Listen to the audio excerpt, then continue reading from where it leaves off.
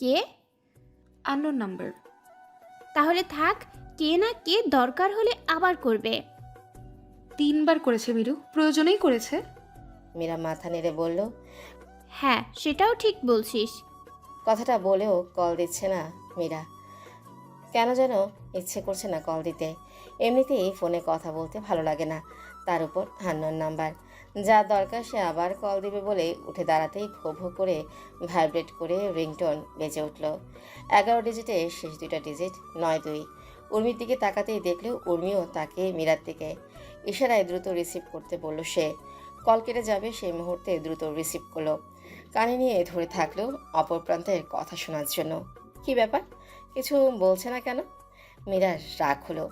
স্বাদের মালাই চা বানানো বাদ দিয়ে এখানে কে না কে কল করেছে তার তামাশা দেখবে না কিভাবে? বিরক্ত হয়ে কান থেকে ফোন সরানোর জন্য উদ্যত হতেই কর্ণকুহরে প্রবেশ করলো ভরাট গলার আদেশ করা কণ্ঠস্বর। মীরা, ছাদে আসো একটু। বেশি না, 5 মিনিটের জন্য অপেক্ষা করছি আমি। টুটটুট শব্দ করে বিচ্ছিন্ন হলো সংযোগ। মীরার মুখাবয়বে স্পষ্ট বিস্ময় ভাব ফুটে উঠেছে। উর্মির দৃষ্টিগোচর হলো সেটা। তড়িৎ গতিতে মীরার কাছে এসে জিজ্ঞাসা করলো। কি হয়েছে? মীরা চেহারা স্বাভাবিক করে বলল, আমি পারবো না যেতে। কোথায় যাবি? সাদে। মুচকে মুচকে হেসে আহ্লাদে আটখানা হয়ে উর্মি বলল। রাইফ ভাই? মীরা কোনো জবাব দিল না, হন হন করে হাঁটা ধরলো কিচেনে। বললেই হলো নাকি, কেন যাবে সে? যাবে না। উর্মি ছুটল মীরার পেছন পেছন। কমিয়ে দেওয়া চুলার আঁচটা মিডিয়াম করে দিল মীরা। উর্মি তার কাছে এসে বলল। এখানে এলি যে, যাবি না? না। মীরা স্পষ্ট জবাব। উর্মি বিস্ময় কণ্ঠে বলল। আল্লাহ মিরু, আজ পাতে কাল উনি তোর হাজব্যান্ড হবে আর তুই তার কথা শুনছিস না? যেদিন হবে সেদিন শুনবো। আমি পারবো না যেতে। তুই জানিস লোকটা কেমন অসভ্য। কেমন অসভ্য? কি করেছে? উর্মি কথায় বিস্ময়। মীরা মুখ ফসকে হাতে চুমু দেওয়ার কথা বলতে গিয়েও সামলে নিল। আমতা আমতা করে বলল। উল্টাপাল্টা কথাতে লজ্জায় ফেলে আমাকে। মীরার এহেন কথাতে উর্মির বিস্ময়ে ভরা মুখটাতে দুষ্টুমির হাসি ফুটে উঠল। কাঁধ দিয়ে ধাক্কা দিয়ে বলল। ওহো, শুরু হয়েছে তবে। মীরা ভ্রু কুচকে ঠোঁট ফুলিয়ে চোখ রাঙালো। 4টা কাপ নিয়ে চা ঢালবে সেই মুহূর্তে উর্মি একটা সরিয়ে ফেল। মীরা তাকাতেই বলল। তুই তো ছাদে যাবি, চা খেলে দেরি হবে। তুই যা, আমি চা নিয়ে যাচ্ছি মামু মামির কাছে। মীরা যাবে না বলে আবারও টেনে নিল কাপ। উর্মি মৃদুস্বরে ধমকে উঠল, বলল। যাবি না কেন? আশ্চর্য, 2 দিন পর যখন বিয়ে হবে তখন লুকাবি কিভাবে? তুই না গেলে রাইফ ভাই যেরকম মানুষ, বাসায় চলে আসলে বুঝবি তখন। মীরা উর্মির কথাতে একটু দমল। হ্যাঁ, ওনার কাজকর্মের কোনো নিশ্চয়তা নেই। হুটহাট কি করে বসে বলাই যায় না। যদি বাসায় এসে বলে বসে মীরাকে দরকার, তখন কি করবে সে? লজ্জায় পড়ে যাবে বাবা মার সামনে। ছি ছি, এমনটা না হোক। মীরা আরেকটা কাপ সরিয়ে 2টা কাপে চা ঢালল মীরার হাতে দিয়ে বলল। আব্বাজান আর আমাকে দিয়ায় দ্রুত। আমার চা? শুনে রাখ মিরু, আমি চা খাই। শুধু খাই বললে ভুল হবে, নেশা উঠলে বালতিতে করে খাই। আর তুই কিনা আমাকে চা দিচ্ছিস না? ছাদ থেকে এসে খাবি। দ্রুত আয়, আমার সাথে যাবি তুই। উর্মি আশ্চর্য হলো আরেক দফা। কথা বলার জন্য ঠোঁট দুটো ফাঁক করবে তখনই হন হন করে পাশ কেটে চলে গেল। যেতে যেতে বলল। তুই না গেলে আমিও যাব না, ফাইনাল। গুটি গুটি পায়ে সিঁড়ি বেয়ে ঊর্ধ্বমুখে এগিয়ে যাচ্ছে মীরা এবং উর্মি। পাশাপাশি হাঁটছে দুজন। ছাদের কাছাকাছি আসতে ধীর হলো মীরার হাঁটার গতি। কিছুটা পিছিয়ে গেল উর্মির থেকে। পা ফেলছে কোনো রকমে। অবশ অবশ লাগছে মীরার। উর্মি জোর করে পরিয়ে দেওয়া লাল ওড়নাটা টেনে মাথাটা পুরোপুরি ঢেকে নিল। ঢিপ ঢিপ করে কাঁপছে হৃদয়। রাইফের সামনাসামনি হতে মীরার এখন সংকোচ হয় অনেক। যে লোকটাকে সে জেগে জেগে স্বপ্ন দেখতে বলেছিল, সে সত্যি সত্যি স্বপ্নটাকে বাস্তব করে দিচ্ছে কয়েকদিনের ব্যবধানে। ছাদের এক কোণায় দাঁড়িয়ে গেটের দিকেই তাকিয়ে রাইফ। তার গভীর চোখ দুটো প্রেয়সীর অপেক্ষায়। পায়ের আওয়াজ শুনে হেলান দিয়ে দাঁড়িয়ে থাকা রাইফ সোজা হয়ে দাঁড়ালো। হাতে রাখা মুঠোফোন পকেটে গুছল। ছাদের দরজা দিয়ে উর্মি ঢুকলো প্রথমে। তাকে দেখা মাত্রই রাইফের মুখটা ভারাক্রান্ত হলো। আসতে বলল মীরাকে, আর এলো কে? এই মেয়েটা এবার সত্যি সত্যি ওর ঘরে আনতেই হবে। সময় দিচ্ছে তো, গায়ে লাগছে না ওর। রাগ হলো খানিক, বিরক্তও হলো সাথে। ভ্রুজোড়া কুচকে উর্মির পেছন তাকাতে ছলাৎ করে উঠল বুকের বাপাসটা। ওই তো কাঙ্ক্ষিত নারী, পরনে সাদা সালোয়ার কামিজের সাথে মাথায় লাল ওড়না, কি স্নিগ্ধ সুন্দর লাগছে। ধবধবে সাদা মেঘের মাঝে যেন মীরার লাল ওড়না পেঁচানো আদলটুকু রক্তিম সূর্যের ন্যায় দীপ্তি ছড়াচ্ছে চতুর্দিকে। সাদা পোশাকে পবিত্র লাগছে ভীষণ। লালের মাঝে ফর্সা মুখাবয়বটা ফুটে উঠেছে বেশ। নিচু দৃষ্টিতে এগিয়ে আসা মীরা আকাশি রঙের শার্ট পরিহিত রাইফকে এক পলক দেখেছে। নজর নিম্নে আবদ্ধ করে উর্মির পাশে গিয়ে দাঁড়ালো। রাইফের সাথে বেশ ব্যবধান নিয়ে দাঁড়িয়েছে সে। হাসি মুখে উর্মির সাথে কুশল বিনিময় করে রাইফের চোখ ঘুরে ফিরে মীরার দিকেই ছুটে যাচ্ছে। মন ভরে দেখার জন্য ছটফট করছে চোখের কালো মণিটা। কিন্তু একটা সূক্ষ্ম বিপত্তি দেখা দিল। মাঝে উর্মি দাঁড়ানোতে ঠিক মতো দেখতেও পাচ্ছে না রাইফ। গুনে গুনে 5 দিন পর দেখা, আর এই মেয়ে কিনা এমন জায়গায় দাঁড়িয়েছে রাইফের উকি মেরে দেখা লাগছে। হাসি হাসি মুখটা চুপসে গেল। রাগ হলো, সাথে বিরক্ত। জোরপূর্বক মুখে বোকাশোকা একটা হাসি ঝুলিয়ে ভনিতা না করে সরাসরি রাইফ উর্মিকে বলে উঠল, এখানে কেন এসেছো উর্মি?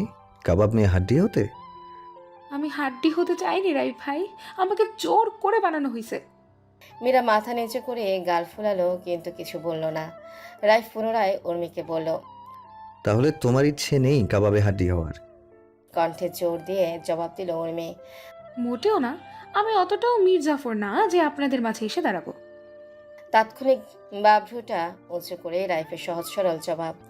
দাঁড়িয়েই তো আছো। উর্মি দ্রুত দুজনের মাঝ হতে সরে আসলো। সত্যি সত্যি সে যে বেখেয়ালিতে দাঁড়িয়ে আছে দুজনের মাঝে বুঝতেই পারেনি। লজ্জা পেল, কিন্তু প্রকাশ করলো না। মীরার ঘাড়ে দোষ চাপিয়ে বলল, মীরা পেছনে আসছে, সেজন্য পেছনে পড়েছে, দোষ ওর। রাইফ কথা বাড়ালো না। সময় নষ্ট হচ্ছে, এখন কথার প্রেক্ষিতে কথা বাড়ালে ও নিজেরই লস। তাই সূক্ষ্ম কৌশলে শহীদ বলল, দোষ আমারই উচিত ছিল ওপাশে গিয়ে দাঁড়ানো। এবার তাহলে কি করা উচিত তোমার বলো তো? উর্মি রাইফের কথার ধরনে হেসে দিল। মীরা বারংবার উর্মিকে মাথা নেড়ে না করছে, অনুরোধের সুরে বলল, উর্মি, এটা করিস না, যাবি না, প্লিজ যাস না। উর্মি কপালে বিরক্তির ভাঁজ ফেলে বলল, পেয়েছিস কি দুজন, একজন নিচে ঠেলে তো আরেকজন ওপরে। এ ভাই তোরাই নিচে, আমি এখানে থাকি। মীরা এগিয়ে গেল উর্মির দিকে, আবারও অনুরোধ করছে যেন চলে না যায়। কিন্তু উর্মির চেহারা বলছে সে মীরার মতামতকে গ্রাহ্য করছে না একটু। রাইফ সূক্ষ্ম ইশারা দিল উর্মিকে, যার অর্থ, ভালো মেয়ের মতো এবার ফটাফট একটা দৌড় দাও তো বাসার দিকে। বুদ্ধিদীপ্ত উর্মি ইশারার মানে ধরে ফেলল সহজেই। মুহূর্তেই দ্রুত পায়ে মীরাকে পাশ কেটে চলে গেল। মীরা বাধা দেওয়ার সময়টুকু পর্যন্ত পেল না। তাজ্জব বনে গেল উর্মির কাণ্ড কারখানা দেখে। ভয় মিশ্রিত চেহারা নিয়ে তাকিয়ে থাকলো সিঁড়ির দরজার দিকে। কি হবে এখন? উর্মি বাসায় গেলে আব্বাজান যদি জিজ্ঞেস করে মীরার কথা, তখন কি ও বলে দিবে রাইফের সাথে ছাদে থাকার কথা? ছি ছি, এ কেমন পরিস্থিতিতে পড়লো হো। চোখ নামিয়ে নিতেই হুট করে উর্মি আবারও দৌড়ে প্রবেশ করলো থপাথপ শব্দ করে। মীরার সম্মুখে এসে বলল, টেনশন করিস না, আমি সিঁড়িতেই বসে আছি তোর জন্য। কথাটুকু বলেই উর্মি যেভাবে তড়িৎগতিতে এসেছিল সেইভাবে প্রস্থান করলো সেখান থেকে। মীরা স্বস্তি পেল, কিন্তু রাইফের কথা ভেবে অস্থির মনটাকে স্থির করতে পারল না পুরোপুরি। সময় কেটে গেল কিছুক্ষণ ওভাবেই। রাইফ রেলিংয়ে হেলান দিয়ে নীরবতা বিচ্ছিন্ন করে ডেকে উঠল। মীরা? রাইফের দিকে তাকালো না মীরা। দৃষ্টি নিচে রেখে কাঁপা কাঁপা কণ্ঠে জবাব দিল, জি। ভয় পাচ্ছ? মীরা অকপটে স্বীকার করলো, ছোট্ট করে জবাব দিল, কিছুটা। কিছুটা না, অনেকটাই মনে হচ্ছে। দেখি, এদিকে আসো। রাইফের ইশারায় নির্দেশ করা জায়গায় দূরত্ব বজায় রেখে চুপটি করে দাঁড়ালো মীরা। রাইফ মুচকি হাসলো, কৌতূহল সুরে শুধালো, আমাকে ভয় পাচ্ছ? মীরা নিশ্চুপ। এখানে আর কে আছে যে ওনাকে ছাড়া অন্য কাউকে ভয় করবে? রাইফ জানে ওর প্রশ্নের উত্তর মীরা দেবে না। মীরার দুরু দুরু মনটা হালকা করতে প্রসঙ্গ পাল্টিয়ে বলল, ফর্ম ফিল আপ কমপ্লিট? জি। কখন আসছো বাসায়? রাতে। এক্সাম কবে হওয়ার সম্ভাবনা? 1-2 মাস পরেই। রাইফের মুখাবয়ব ভাবুক হলো। কিছু ভেবে ভরাট গলায় শীতল কণ্ঠে পুনরায় ডেকে উঠল। মীরা? মীরা কেঁপে উঠল। সবাই তো ওকে মীরা বলেই ডাকে, কিন্তু রাইফের গলায় মীরা ডাকটা তাকে শিরশিরে অনুভূতি দেয়। কেঁপে তুলে শিরা উপশিরা। ছোট্ট একটা ঢোক গিলে জবাব দিল সে। জি। রাইফের পুরুষালী কণ্ঠস্বর আদেশ সূচকে বলল। আমার দিকে ঘুরে দাঁড়াও। মীরার কি হলো জানে না, ননির পুতুলের ন্যায় ঘুরে রাইফের সামনাসামনি হয়ে দাঁড়ালো। রাইফ এক কদম এগিয়ে এলো মীরার দিকে, আপাদমস্তক পরখ করলো মীরার ওনার একটা সুতো কখন থেকে টেনেই যাচ্ছে সে। রাইফ নম্র গলায় বলল। সুতাটাকে রেহাই দিয়ে একটু আমার দিকে তাকাবা? মীরা সুতো ছেড়ে দিল সাথে সাথেই। রেহাই তো দিল ঠিকই, কিন্তু রাইফের দিকে তাকাতেই পারল না। রাইফ কণ্ঠ খাদে নামিয়ে আরো শীতল কণ্ঠে বলল। আজ আর তোমাকে লজ্জায় ফেলবো না মীরা, শুধুই দেখবো, একটু দেখি তোমাকে। রাইফের কণ্ঠ থেকে শুরু করে চোখে মুখে আকুল আবেদন ঠিকরে পড়ছে মীরাকে দেখার। তীব্র মনোবাসনা বেঁধেছে বুকের ভেতরে। আরও এক কদম এগিয়ে নম্র কণ্ঠে শান্ত ভঙ্গিতে পুনরায় বলল। মাথাটা তোলো প্লিজ, তাকাও আমার দিকে। মুহূর্তেই বশবর্তী হলো রাইফের ঠান্ডা কণ্ঠের আকুল আহ্বানে। মিশমিশে কালো পল্লবের আখিদয় মেলে তাকালো রাইফের পানে। নজর আবদ্ধ হলো রাইফের শান্ত স্থির চোখ দুটোতে। অনিমেষ দৃষ্টিতে তাকিয়ে রয়েছে রাইফ। মুখে তার অনিন্দ সুন্দর মুচকে হাসি লেপ্টে আছে। দুষ্টুমিষ্ট চাহনি নেই আজ। খোঁজা খোঁজা চাপ দাড়ি, পরিপাটি চুল, আকাশি রঙের শার্ট আটসাটভাবে লেগে আছে বলিষ্ঠ দেহে। উপরের দুবোতাম খোলা, হাত দুটো কালো প্যান্টের পকেটে গুজে দাম্ভিকতার সাথে দাঁড়িয়ে আছে সে। মীরা ডাকর ডাকর চাহনিতে মুচকে হাসি প্রশস্ত হলো রাইফের। মীরা দৃষ্টি নামিয়ে নিল। রাইফের আজকের চেহারা এবং চোখ দুটোতে ভালো লাগা ফুটে উঠেছে। প্রেয়সীর নজরে নজর রেখে আচ্ছন্ন হয়ে রয়েছে ভালোবাসায়। প্রকৃতিতে শিরশিরে হাওয়া বইছে। তুলোর মতো পুঞ্জ পুঞ্জ সাদা মেঘ উড়ে যাচ্ছে। নীলাভ বিশাল আকাশের নিচে ছাদে দাঁড়িয়ে দুজন। একজন লজ্জায় টইটুম্বর হয়ে নজর ফিরিয়ে নতমুখে দাঁড়িয়ে, তো অন্যজন অপলক নয়নে মন জুড়িয়ে নিচ্ছে। আসলেই কি জুড়িয়ে যাচ্ছে? যদি জুড়িয়ে যেত তবে কেন একের পর এক অবাধ্য ইচ্ছেগুলো হানা দিচ্ছে তার হৃদয় কুঠোরে। মাঝে সামান্য ব্যবধানটুকু খুঁচিয়ে দেওয়ার ইচ্ছে ক্রমশ বাড়ছে যেন, তবে পারছে না আলতো হাতে ছুঁয়ে দিতে। পাচ্ছে না ওনার ফাঁক দিয়ে বেরিয়ে আসা চুলগুলো কানে গুঁজে দিতে। এই যে দেখছে, দেখেই যাচ্ছে, তবুও মন ভরছে না কিছুতেই। রাইফের মনে হচ্ছে তুলে বাসায় নিয়ে রেখে দিতে, আরাম করে বসে দেখা যাবে। চুপটি মেরে বসে থাকা মীরাকে রাত দিন ভর দেখবে সে। সময়ের পর সময় চলে যাচ্ছে, রাইফের নজর সরছেই না মীরার থেকে। কখনো নাকে, গালে, চোখে, তো কখনো মীরার সরু পাতলা গোলাপি অথরে। রাইফের অনিমেষ চাহনিতে মীরার সংকোচ বাড়তে থাকলো। কাঁচামাচা করে রাইফের দিকে তাকে অনুমতি নেওয়ার স্বরে বলল। এবার যাই। রাইফ দুদিকে মাথা নাড়ালো। তার অর্থ না। মীরা বাধ্যগত মেয়ের মতো আবারও নীরব হলো। রাইফ পকেট থেকে হাত বের করে বলল। আমার নাম্বারটা সেভ করে নিও, রাতে কল দিব। মীরা মাথা তুলে তাকালো, চোখে চোখ রেখে ধীর আওয়াজে বলল। আপনি আমার নাম্বার কবে নিলেন? কার কাছ থেকে নিলেন? রাইফ জবাব দিল না। রহস্যময় বাঁকা হাসি ফুটিয়ে তুলল শুধু। মীরার মনে জায়গা একটা প্রশ্ন ঘুরপাক খাচ্ছে বাসা থেকে বের হওয়ার সময় থেকেই। রাইফের জবাব না পেয়ে মীরা পুনরায় শুধালো। আমি তো তখন কথা বলিনি, কি করে বুঝলেন কলে আমি ছিলাম? রাইফ বুকের উপর দুহাত ভাঁজ করলো, মাথাটা মীরার দিকে ঝুঁকে উল্টো প্রশ্ন করলো। আমার লাজুক লতা বেদি তো তোমাদের বাসায় কল রিসিভ করে নীরব থাকার মতো কি কেউ আছে মীরাবতী?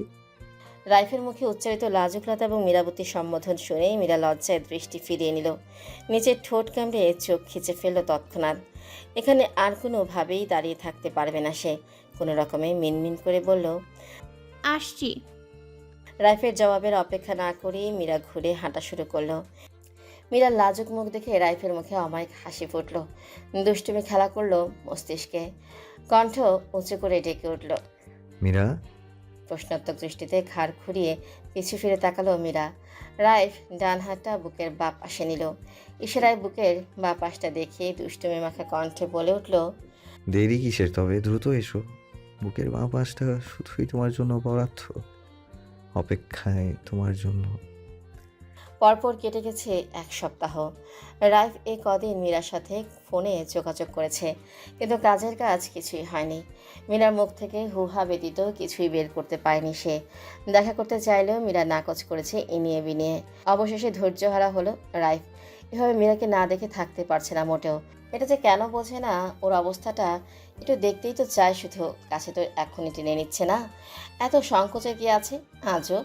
রাইফ সকাল সকাল ঘুম থেকে উঠেই রাজিয়া বেগমকে জানিয়েছে আজ অফিস যাবে না, মীরাদের বাসায় যাবে বিয়ে ডেট ফিক্সড করতে। কালকের মাঝেই মীরাকে তাদের বাসায় চায় তার। রাজিয়া বেগম রাইফের কথাতে মুখের উপর কাটকাট ভাবে অসম্মতি জানালেন।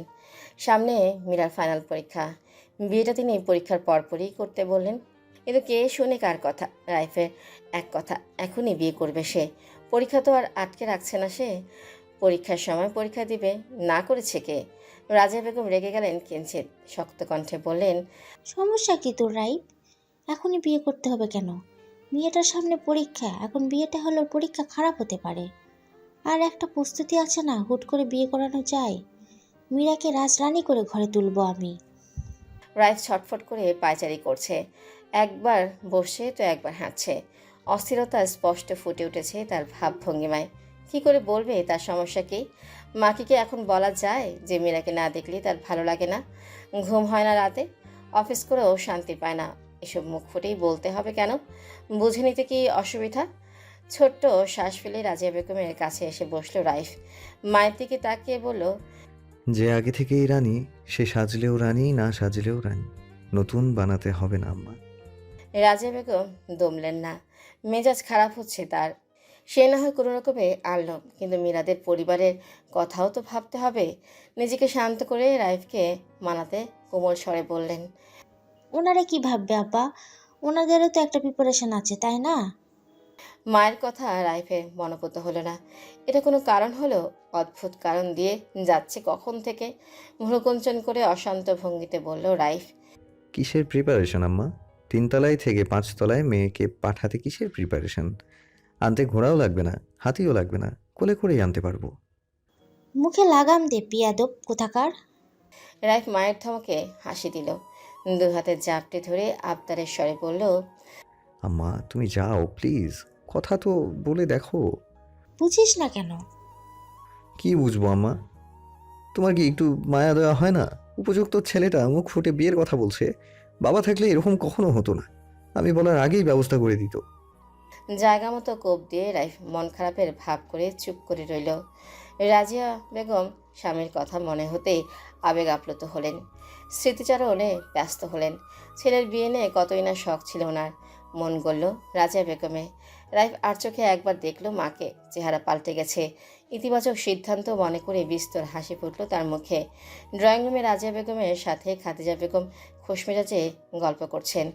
শওকত রহমানও ছিলেন এই আড্ডায়। আসরের সালাত আদায় করতে মসজিদের উদ্দেশ্যে বেরিয়ে গেছেন কিছুক্ষণ আগে। মীরার পরিবার রাজিয়া বেগমের আকস্মিক আগমনকে স্বাভাবিকভাবেই নিয়েছিলেন। একটা সম্পর্কে আবদ্ধ হয়েছে তারা, আসবেন তো অবশ্যই। কিন্তু রাজিয়া বেগম ভনিতা ছাড়াই শওকত রহমান এবং খাদিজা বেগমকে জানিয়েছেন কালকের মাঝেই মীরাকে তার পুত্রবধূ করতে ইচ্ছুক। রাইফের কথা চিন্তা করে শওকত রহমানকে মিনতিও করেছেন রাজি হওয়ার জন্য। শওকত রহমান দোটানায় ভুগছিলেন অনেকক্ষণ। একটা মাত্র মেয়ে তার, বিয়েটা তিনি ধুমধাম করেই দিতে চান, কিন্তু এত দ্রুত কিভাবে সব কিছুর আয়োজন করবেন তিনি? রাজিয়া বেগমও ছাড়ছেন না কিছুতেই। কিছু বুঝে উঠতে না পেরে ফোন করলেন বোন সাজিদা বেগম এবং মীরার বড় মামাকে। সলা পরামর্শ করে শওকত রহমান একদিনের সময় চেয়ে নিলেন রাজিয়া বেগমের থেকে। বিবাহের দিন ধার্য করলেন একদিন পর। রাজিয়া বেগমও খুশি হলেন, ওনারও তো সময় দরকার প্রস্তুতি নেওয়ার জন্য। সম্মতি জানালেন শওকত রহমানকে। বিয়ের তারিখ ধার্য হলো অবশেষে। শওকত রহমান মসজিদ থেকে ফেরার সময় রাইফের সাথে দেখা হলো রাস্তার মোড়ে। কুশলাদি বিনিময় করে তিনি জোর করে বাসায় এনেছেন হবু জামাতাকে। রাইফেরও অবশ্য ইচ্ছে ছিল, অনেকদিন হলো মীরাকে দেখে না, এই সুযোগে এক নজর দেখা হলে মন্দ হয় না। দুপুরে খাওয়া শেষে সেই যে ঘুম দিয়েছিল মীরা, একেবারে বিকেল 5টায় সজাগ পেয়েছে। হাই তুলে চোখ মুখ জ্বলে উঠে বসলো। বেডসাইডে সুইচ টিপে অন্ধকার রুমটা কৃত্রিম আলোয় আলোকিত। বালিশের পাশে রাখা সুতি ওড়নাটা গায়ে জড়িয়ে উঠে দাঁড়ালো।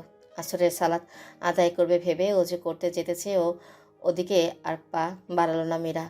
অনেকক্ষণ ঘুমানোর ফলে মাথাটা ভার ভার হয়েছে। ঘুম ঘুম ভাব কাটানোর দরকার। কড়া লিকারের 1 কাপ রং চাই পারে মাথাটা সতেজ করে তুলতে। সিদ্ধান্ত নিল চা বানানোর জন্য চুলায় পানি দিয়েই বরং সে নামাজ পড়বে। নামাজও হলো, চাও হলো, সময়টাও বেঁচে গেল। রুমের দরজা খুলে লম্বা একটা হাই তুলল মীরা। কোমর ছাপানো খোলা চুলগুলো দু হাতের সহিত খোপা বাঁধতে বাঁধতে আনমনে হাঁটা ধরল কিচেনে। দু হাতের কারসাজিতে চুলগুলো পেঁচিয়ে গুজে দিল খোপা বাঁধা শেষ হবে এমন মুহূর্তে হাত আটকে গেল।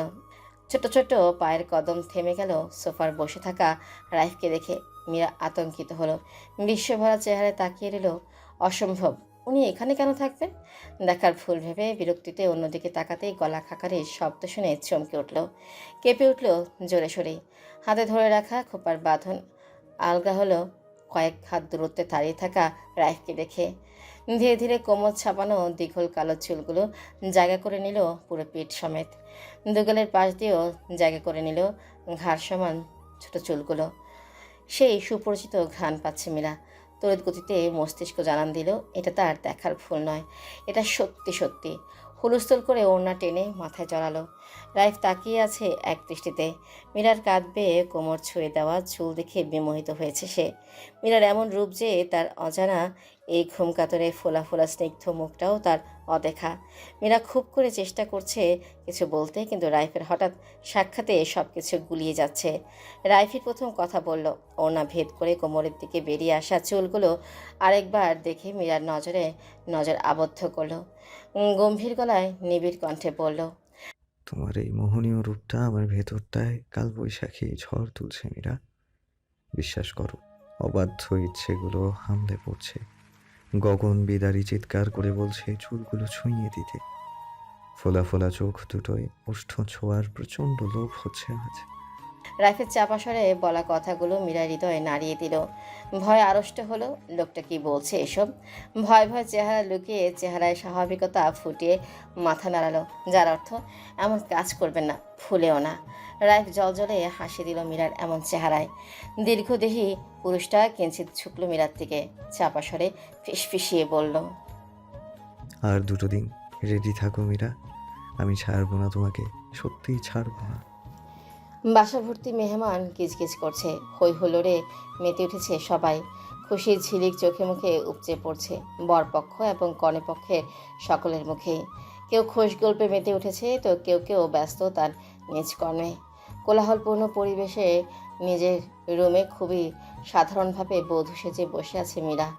লাল রঙের জমিনের উপর সোনালি রঙের কারুকার্য করা বেনারসিটা মীরার অঙ্গ জুড়ে জড়িয়ে আছে, অপরূপ সৌন্দর্য ফুটিয়ে তুলেছে। চোখ ধাঁধানো মন মাতানো রূপ ঠিকরে পড়ছে মাথায় দেওয়া ছোট্ট ঘোমটাটার মাঝে ফর্সা আদলটুকুতে।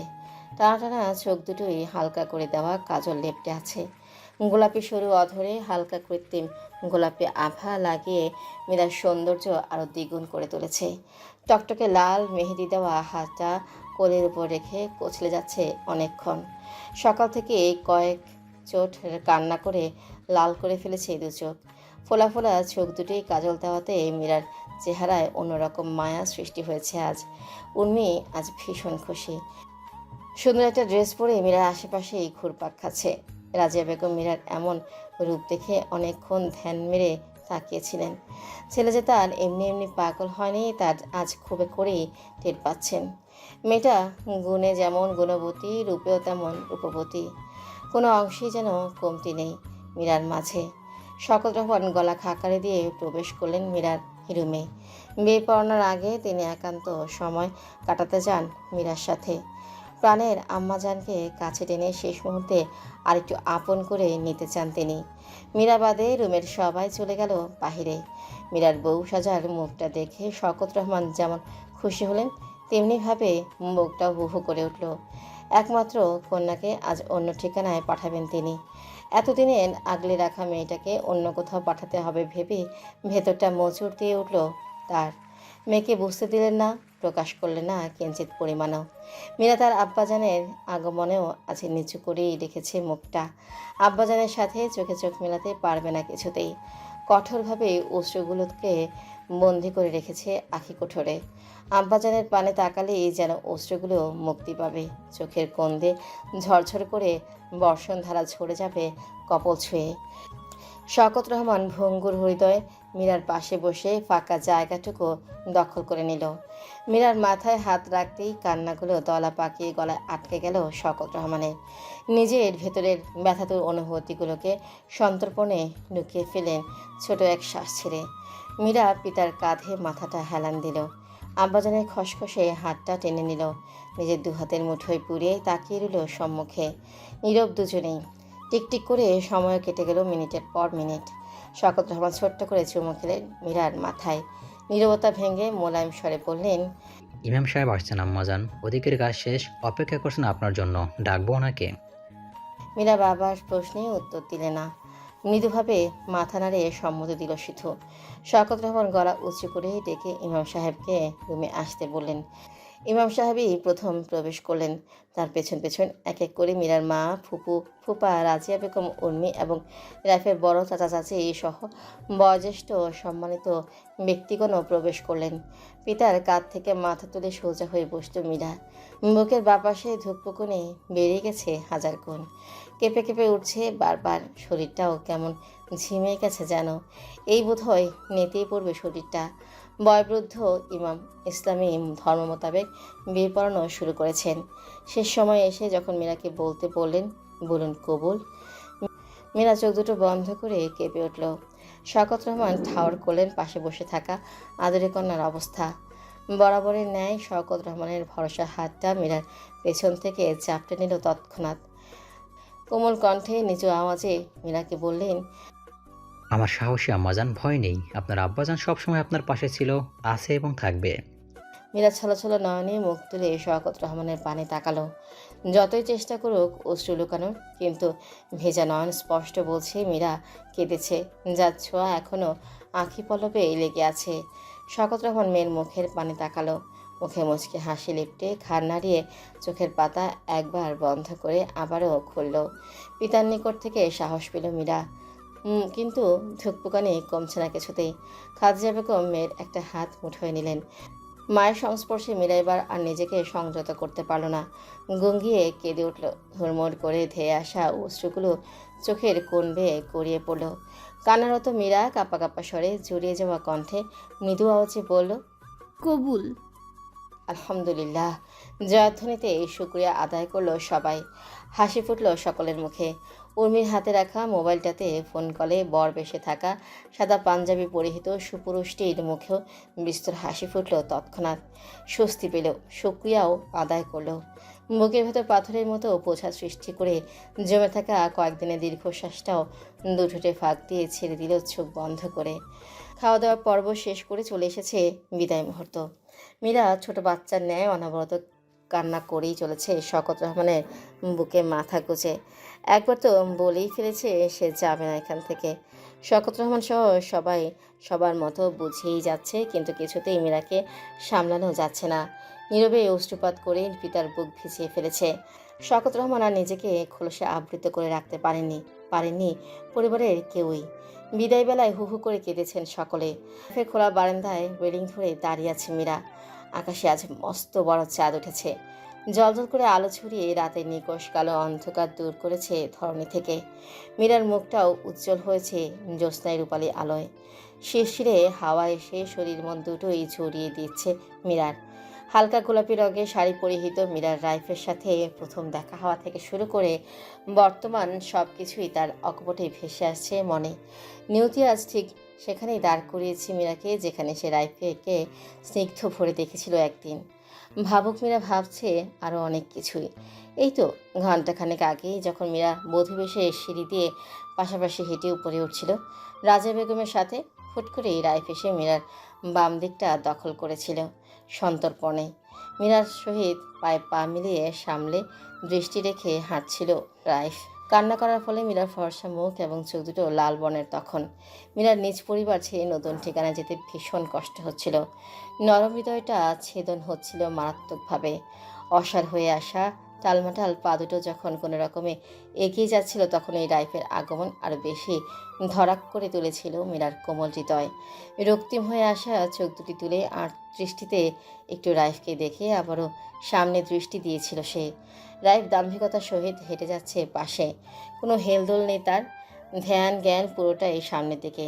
খুব একটা মাথা ঘামায়নি মীরা। স্বাভাবিকভাবেই ছোট ছোট পা ফেলে চুপটি করে হেঁটে যাওয়া মীরা আচানক তার কনিষ্ঠ আঙ্গুলে কারো স্পর্শ পেয়ে চমকে উঠেছিল। পাশে ফিরে তাকাতেই রাইফের তীক্ষ্ণ নজর মুঠো উঁচিয়ে সামনে তাকাতে হুকুম করেছিল, সাথেই মীরা শুষ্ক অধরে দাঁত কামড়ে মাথাটা নুয়ে নিয়েছিল। তখনই প্রচণ্ডভাবে কাঁপছিল মীরার হাত, টালমাটাল পা দুটো থেমে যাবে যে কোনো সময়। রাইফ বুঝেছিল মীরার কাঁপুনি। রাইফ তার খসখসে কনিষ্ঠ আঙ্গুল দিয়ে আঁকড়ে ধরা মীরার কোমল কনিষ্ঠ আঙ্গুলটা ছেড়ে দিয়েছিল তক্ষণি। মীরা হাঁপ ছেড়ে বাঁচল এবার। চোখ বন্ধ করে স্বস্তির শ্বাস ফেলবে, তখনই মীরার কোমল হাতটা শক্তপোক্ত হাতে বন্দী হয়েছিল। মীরা ছোট ছোট আঙ্গুলে রাইফের আঙ্গুল গুজে দিয়েছিল মুহূর্তেই। মীরার বন্ধ আঁখি দুটো আরও খিচে কুচকে গিয়েছিল ভেতর দিকে, পা দুটো থেমে গিয়েছিল সাথে সাথেই। মীরার এমন অবস্থা দেখে রাইফের বৃদ্ধাঙ্গুল মীরার হাতের উল্টো পাশে এদিক ওদিক বুলিয়ে দিচ্ছিল, সহজ করে তুলতে চেষ্টা করেছিল সে। মীরার নরম হাতে শক্ত একটা চাপ প্রয়োগ করেছিল মীরার ধমকে যাওয়া পা দুটোকে আবারও সচল করার উদ্দেশ্যে। মৃদুবন্ধ বাতাসে সামনের ছোট চুলগুলো মীরার মুখে এদিক ওদিক খেলা করছে। গোলাকৃতির চাঁদের দিকে তাকিয়ে গম্ভীর ভাবনায় আচ্ছন্ন হওয়া মীরা কপালের কাছে কারো স্পর্শ পেয়ে শিউরে উঠল। তড়িৎ গতিতে পাশে তাকাতে রাইফকে দেখে বুকের জমা রুদ্ধশ্বাস ছেড়ে দিল। মীরার উড়ন্ত খোলা চুলগুলো কানের পিঠে গুজে দিল রাইফ। শ্যামবর্ণের মুখটা মীরার কানের কাছে এনে ঠোঁটের কোণে অমায়িক হাসি ফুটে ভরাট গলায় বলল, জানো মীরা, তুমি আমাকে ওই চাঁদের আলোর মতোই আলোকিত করেছ। আমি আজ পূর্ণ মীরা। আমার লাজুক লতাকে পেয়ে আমি আজ সম্পূর্ণ। নিশুতি রাত, শান্ত শীতল পৃথিবী, হই হুল্লোড় নেই কোথাও। হঠাৎ দুই একটা গাড়ির হর্ন বাজছে, আবার কখনো বা শোনা যাচ্ছে ডানা ঝাপটে উড়ে যাওয়া পাখির কিচিরমিচির ডাক। পাঁচতলায় অবস্থিত এক বদ্ধ রুমের নিকষ কালো আধারে দুটো চোখ তাকিয়ে আছে সম্মুখে।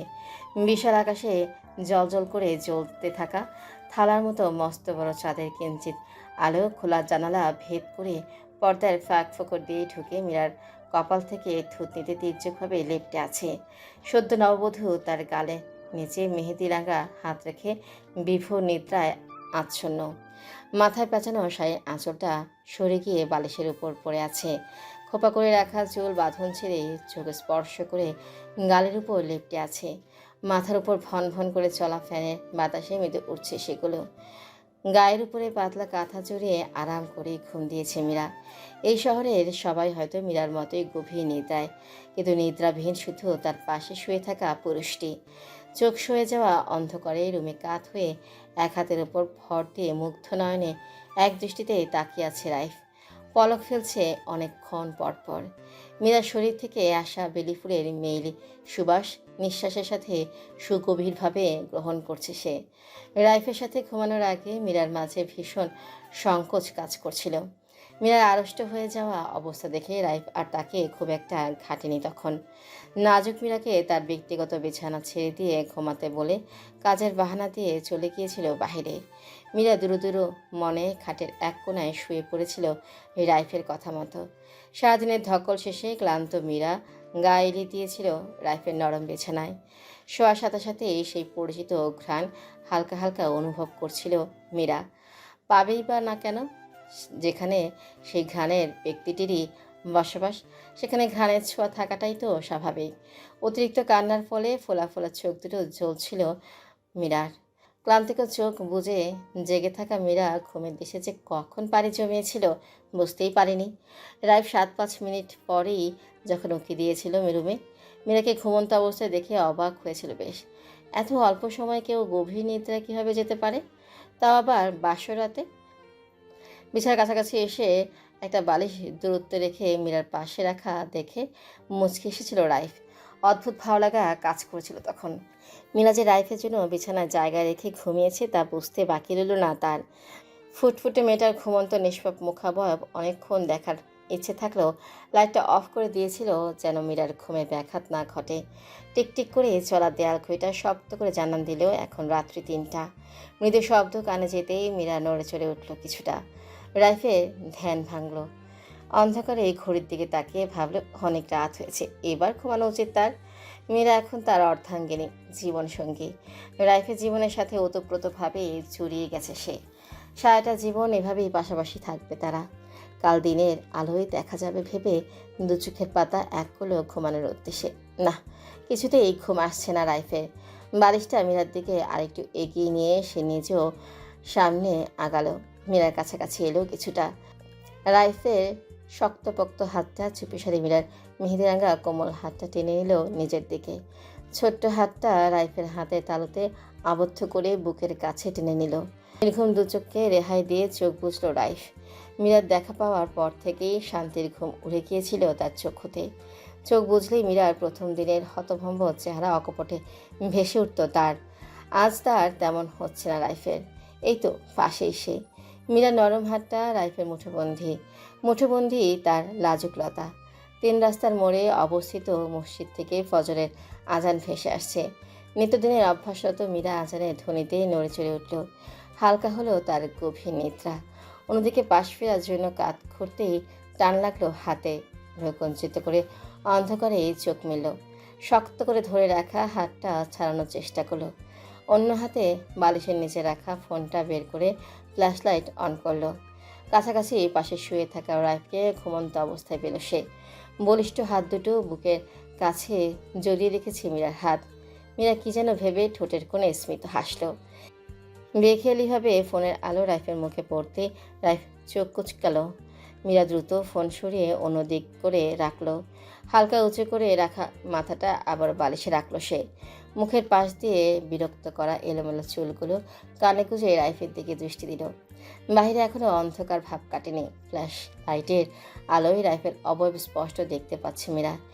এই সেই পুরুষ যার উপস্থিতি মীরার তনুমন উচাটন করে তোলে, যার স্পর্শে মীরার হৃদস্পন্দন বেগতিক হারে বাড়ে, যার ঠোঁট কাটা স্বভাব মীরাকে লজ্জায় ফেলে, যার তীক্ষ্ণ নজর মীরাকে আড়ষ্ট করে তোলে। এই প্রথম মীরা সম্পূর্ণরূপে দৃষ্টি নিবদ্ধ করল রাইফের মুখে। চৌকস চেহারার অধিকারী লোকটার খোঁচা খোঁচা দাড়ি, সরু নাক, বদ্ধ চোখে নজর বুলালো। আগে অনেকবার সাক্ষাৎ হলেও এত কাছাকাছি থেকে গভীর দৃষ্টিতে খুঁটিয়ে খুঁটিয়ে কখনো দেখেনি মীরা। সুগভীরভাবে পরখ করে উজ্জ্বল শ্যামবর্ণের রাইফকে সুপুরুষ থেকে কম মনে হলো না মীরার। সময় কেটে গেল বেশ। ফর্সা হতে শুরু করেছে ধরনী। মীরা রাইফের মুঠোয় পড়ে থাকা হাতটা ছাড়ানোর চেষ্টা করলো। পেশিবহুল হাতটা দিয়ে এমনভাবে ধরে রেখেছে ছাড়ানোই যাচ্ছে না। উপায়ন্তর না পেয়ে মীরা একটু জোর প্রয়োগ করে হাতটা আরেকবার ছাড়ানোর চেষ্টা করতেই আরও শক্ত করে ধরে ফেলল রাইফ। ভ্রুকুচকে ঘুম জড়ানো কণ্ঠে আদেশসূচকে বলল, নড়াচড়া করো না তুমিরা, আমাকে একটু ঘুমাতে দাও, ঘুমাতে পারিনি আমি। হুট করে এই রাইফের কণ্ঠস্বর শুনে মীরা চমকে উঠল। কপালে ভাঁজ পড়ল ২-১টা। নড়াচড়াই বা সে করলো কখন? হাতটা ছাড়ানোর চেষ্টা করছে মাত্র, এটাকে কি নড়াচড়া বলে? মীরা নোয়ানো গলায় বলল, হাতটা ছাড়ুন, দেরি হয়ে যাচ্ছে আমার, নামাজ পড়বো। মীরা অপেক্ষা করলো কিন্তু রাইফ ছাড়ল না। এভাবে আর কতক্ষণ থাকবে সে? হতাশ হয়ে আবারও মীরাই বলে উঠল, ছাড়ুন না, সত্যি দেরি হয়ে গেছে। আর আপনি ঘুমাতে পারেননি কেন? মীরার করা প্রশ্ন কর্ণগহ্বরে প্রবেশ করতেই ঠোঁটের কোণে মুচকে হাসি ফুটে তুলল রাইফ। মীরা দৃষ্টিগোচর হলো সে হাসি। রাইফের এই হাসি তার চেনা, ভীষণ চেনা। এই হাসির অর্থ সে বুঝে গেছে এ কদিনে। এখনই কিছু বলে ফেলবে এই লোক, তা সে হাড়ে হাড়ে জানে। এই সাত সকালে আর লজ্জায় পড়তে চায় না, তাই তো দ্রুত এক ঝটকায় হাত ছাড়িয়ে উঠে বসলো। পা দুটো ফ্লোরে রেখে উঠে দাঁড়াতে শাড়ির আঁচলে টান লাগলো। অগ্রসর হওয়া পা থেমে গেল। চোখ বুজে ফেলল মীরা। শেষ রক্ষা তার হলো না আজকেও। রাইফ হাতে শাড়ির আঁচল কিছুটা পেঁচিয়ে মীরাকে কাছে টানলো। ঘুমো ঘুমো চোখ মেলে মীরাকে বলল, সদ্য প্রস্ফুটিত একটা ফুল যদি পাশে থাকে কি করে ঘুমাই বলো? তোমার মতো নিষ্ঠুর তো আমি নই যে বাসর রাতে ঘুমিয়ে যাব। কথাটা বলে উঠে বসে রাইফ মীরাকে ঘুরিয়ে নিল তার দিকে। হাতটা টেনে নিয়ে পুরুষালী কণ্ঠটা আরও খাদে নামিয়ে আনলো রাইফ। মীরার হাতটা নেড়ে ছেড়ে স্মিত স্বরে বলল, তুমি আমার হৃদহরণ করেছ মীরা, অপরাধ করে ফেলেছ, কঠিন অপরাধ। তোমাকে যাবজ্জীবন কারাদণ্ডে দণ্ডিত করা হলো আজ থেকে। রায় প্রেয়সীর হাতটা উপরে তুলে ধরল। মীরার এদিক সেদিক তাকানো দৃষ্টি থেমে গেল হাতে জলজল করা হীরার ছোট্ট আংটিটাতে। ভুল দেখছে না সে, রাইফ মাত্রই পরিয়ে দিয়েছে তাকে। মীরা তনুমনে আবারও কেঁপে উঠল। ফিটফিট করে চোখ তুলে তাকাতেই দেখল কাঁথামুড়ি দিয়ে মাথা ঢেকে শুয়ে পড়েছে রাইফ। ঘড়ি কাটা 9:35। রৌদ্রোজ্জ্বল সকাল। মীরা মায়ের কোলে মাথা রেখে জাপটে ধরে আছে খাদিজা বেগমকে। কিছুক্ষণ আগে এসেছে নিজ নিরে। বিয়ের পর গুনে গুনে 3 দিন অতিবাহিত হয়েছে। বৌভাতের দিন নিজ পরিবারের সাথে দেখা হলেও আত্মতুষ্টি মিলেনি মীরার। এই কদিন রাইফে দুষ্টমিষ্টি সঙ্গ পেয়ে সময় কাটলেও পরিবারের কথা ভেবে ঠিকই বুকটা হাহা করে উঠেছিল তার। আজ সকালে হুট করে ড্রয়িং রুমে যখন শওকত রহমানের উপস্থিতি দেখেছিল রাইফের সাথে, শ্বশুরবাড়ির কথা 7-5 না ভেবেই দৌড়ে এসে আব্বাজানকে জাপটে ধরেছিল মীরা। বাঁধ ভাঙা চাপা কান্নায় হু হু করে নীরবে অশ্রুপাত করেছিল বাবার বুকের মাঝে মাথা রেখে। শওকত রহমান বাবার স্নেহের সামনে নিয়েছিলেন মেয়েকে। রাজিয়া বেগম বুঝেছিলেন এই কান্নার মানে। মীরার কান্নারত মুখটা দেখে নিজেও আবেগপ্রবণ হয়ে উঠেছিলেন। নতুন পরিবেশে যতই আদর যত্নে রাখা হোক না কেন, মনটা যে আপন নিরেই পড়ে থাকে তা তিনি জানেন। উপলব্ধি করেছিলেন। মনের কোণে ভেসে উঠেছিল আর বছর 30 আগে স্মৃতি। সপ্তদশী কন্যা রাজিয়া যখন নতুন বউ হয়ে শ্বশুরবাড়িতে পা রেখেছিলেন, আদর যত্নের কোনো কমতি রাখেনি রাইফের দাদা দাদি। তার উপর তো রাইফের বাবার সঙ্গ তো ছিলই। তারপরেও সপ্তদশী কন্যার পরিবারের সখ্যতা লাভের জন্য তনুমন প্রতিনিয়ত হাহাকার করে উঠত। মীরাকে আর বাধা দেননি তিনি। নিজ থেকেই মীরাকে বাসায় যাওয়ার অনুমতি দিয়েছিলেন। শওকত রহমান প্রস্তাব দেওয়ার আগেই শওকত রহমানের হাত ধরে সকাল সকাল চলে এসেছে মীরা। চুপটি করে কোল থেকে মাথা তুলে খাদিজা বেগমের বুকে মাথা রেখে জড়িয়ে আছে মিনিট 5 হলো।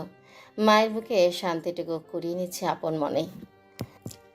খাদিজা বেগম মাথাটা তুললেন। মেয়ের বাবার সাথে কান্না করে ক্লান্ত হয়নি। মাকে দেখেও হেঁচকি তুলে নাক টেনে টেনে কান্না করছিল অনেকক্ষণ, যার ফলে মীরার ফর্সা আদলখানি লাল টুকটুকে হয়ে গেছে। খাদিজা বেগম মেয়ের মুখটা আলতো হাতে ছুঁয়ে দিলেন। থুতনিতে হাত রেখে আদর মাখা কণ্ঠে বললেন, এত যখন মনে পড়ছিল আমাদের কথা, রাইফকে বললেই তো দেখা করিয়ে নিয়ে আসতো। 5 তলা থেকে 3 তলায় আসতে কি এমন ব্যাপার? মীরা ভেজা নয়নে মায়ের পানে তাকালো। থমথমে মুখটা আরও থমথমে করে বলল, তুমি তো জানোই আম্মা আমি কেমন। অনেক চেষ্টা করেছি বলার, কিন্তু আমি বলতে পারিনি। যদি ওনারা ভুল বুঝে মানা করে দেয়। খাদিজা বেগম উঠে দাঁড়ালেন। মেয়ের এত কান্না দেখে মনের মাঝে ঠিকই অনেকক্ষণ থেকে ঘুরঘুর করছে এক প্রশ্ন। মায়ের দায়িত্ব বোধ থেকে প্রশ্ন করেই বসলেন। কেমন মনে হলো তোর শাশুড়িকে? যতদূর মনে হয় উনি অনেক ভালো। তারপরও আমাকে বল, কেন কোনো অসুবিধা হয়েছে কিনা? না না, উনি অনেক ভালো আম্মা, কোনো অসুবিধা হয়নি, চিন্তা করো না। আর রাইফ ভাই, সে কেমন? হ্যাঁ, আদর যত্ন ঠিকমতো করেছে তো আমাদের মীরা রানী? মীরা এবং খাদিজা বেগম চকিত দৃষ্টিতে দরজা থেকে দৃষ্টি নিবদ্ধ করল। উর্মি দরজায় দাঁড়িয়ে, মুখে তার ব্যঙ্গাত্মক হাসি। প্রশ্নটা করে খাদিজা বেগমের সামনে মীরাকে জব্দে ফেলেছে সে। বাঁকা হেসে ভ্রু নাচিয়ে মীরাকে ইশারায় জব্দ করেই যাচ্ছে। শওকত রহমান রাতেই উর্মিদের জানিয়েছিলেন আজ সকালে মীরাকে আনতে যাবেন। মীরাদের বাসায় চলে আসার জন্য উর্মি অ্যালার্ম দিয়ে রেখেছিল সকাল 7টা থেকে 8টার। 10 মিনিট পর পর তুমুল বেগে চলা অ্যালার্মের শব্দ ঘুম কাতরে উর্মিকে তুলতে সক্ষম হয়নি। শেষমেশ সঞ্জিতা বেগমের হাতটাকে উঠতে উঠতেই 9টা বেজে গিয়েছিল তার। কোনো রকমে ফ্রেশ হয়েই দৌড় লাগিয়েছিল এখানে আসার উদ্দেশ্যে। বাসার মেইন দরজার সামনে এসে কলিং বেল চাপতে গিয়েও নব মোচড় দিতে যখন খুলে গেল, তখনই চুপি সারে এসে দাঁড়িয়েছে মীরার রুমের সামনে। মামের কথোপকথনে শেষ কথাটুকু কানে আসতেই খাদিজা বেগমকে দ্বিতীয় প্রশ্ন করার সময় না দিয়ে বুলেটের গতিতে গলা উঁচিয়ে প্রশ্নটা করেই ফেলেছে সে। মীরা চোখ পাকিয়ে আছে উর্মির দিকে। খাদিজা বেগম গোপনে মুচকি হাসলেন। এখানে আর থাকা উচিত হবে না তার। দুজনের জন্য খাবার রেডি করার বাহানা দিয়ে কেটে পড়লেন রুম থেকে। উর্মি দ্রুত পায়ে মীরার কাছে এসে চাপটে ধরল। হঠাৎ আশায় তাল সামলাতে না পারল না মীরা, পিছিয়ে গেল কিছুটা। উর্মি ছাড়ল, উৎসুক কণ্ঠে বলল, কি হলো বললি না যে? উত্তর দে। কি? কি মানে? আমি এক কথা দুবার বলতে পছন্দ করি না। বল কেমন আদর যত্ন করলো? মীরা হকচকালো না। উর্মির সাথে তাল মিলিয়ে উর্মির সাথেই তাল মিলালো। গদগদ কণ্ঠে উর্মির সুর অনুকরণ করে বলল, স্বামী স্ত্রীর ব্যক্তিগত আদর যত্নের কথাও আমি তৃতীয় জনকে বলতে পছন্দ করি না, গলার মালা। উর্মি মুখ গোমরা করলো। সরু ঠোঁট দুটো ফুলে অভিমানের স্বরে বলল, আমাকেও বলবি না? বিয়ে হওয়ার সাথে সাথে আমাকে এভাবে পর করে দিলি মিরু। জানতাম তুই এমনই করবি, তাই বলে এত দ্রুত? মীরা হেসে দিল শব্দ করে। উর্মির নাদুস নুদুস গালটা 2 আঙ্গুলের সাহায্যে টেনে নিয়ে বলল, তোর রাইফ ভাই ভীষণ দুষ্ট, কথার জালে ফাঁসাতে সে ভীষণ পটু। উর্মি মীরার কথার পরিপ্রেক্ষিতে মুখ খুলে বলবে, আর আদর যত্নে কেমন পটু? তার বলতে দিল না মীরা। হাত ধরে টেনে দিল উর্মিকে, তাগাদা দিল সাথে আসার জন্য। আজ মায়ের হাতে সুস্বাদু খাবার খাবে পেট ভরে। সন্ধ্যা নেমেছে পৃথিবীতে। পড়ার টেবিলে বইয়ে মুখ গুজে পড়ছে মীরা। উর্মি অলসভাবে বিছানায় শুয়ে ফোন খাচ্ছে। এমন সময় কলিং বেল বাজলো পরপর 2 বার। তৃতীয়বার কলিং বেল বাজতেই মীরা বিরক্তি ভরা চোখে উর্মির দিকে তাকালো। শুয়ে আছে তবুও উঠছে না উর্মি। মীরা তাগাদা দিল দরজা খোলার জন্য। উর্মি হেলে দুলে উঠে বসেছে। তখনই বাইরে খাদিজা বেগমের